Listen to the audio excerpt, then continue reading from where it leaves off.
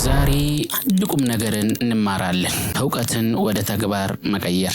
ብዙ ሰዎች ብዙ ነገር እያወቁ ነገር ግን ህይወታቸው አይለወጥም። ለምን ይመስላል?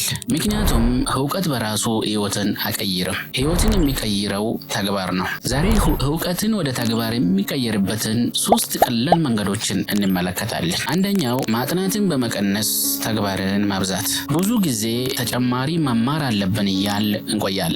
ነገር ግን ዋናው ጥያቄ ያወቁትን አሁን እንዴት እጠቀምበታለሁ የሚለው ነው። ለተማርከው እያንዳንዱ ነገር አንድ ተግባራዊ እርምጃ ውሰድ። ሁለተኛው በትንሹ መጀመር። ብዙ ሰዎች የሚሸነፉት በትልቅ እርምጃ ለመጀመር ስለሚሞክሩ ነው። 1 ሰዓት ለማንበብ አትሞክር፣ በ10 ደቂቃ ጀምረው። 1 ሰዓት ስፖርት ለመስራት ራስን አትጫን፣ በ10 ደቂቃ ጀምር። ትንሽ ጅማሮ ትልቅ ለውጥን ይፈጥራል። ምክንያቱም በአንድ ጊዜ በብዛት ከመስራት ትናንሽ ቀጣይነት ያለው ተግባር ይበልጣል። ሶስተኛው ወዲያውኑ መተግበር። የተማርከውን ነገር በቶሎ ካልተገበርከው ወደ ስራ የመለወጥ እድሉ ይቀንሳል።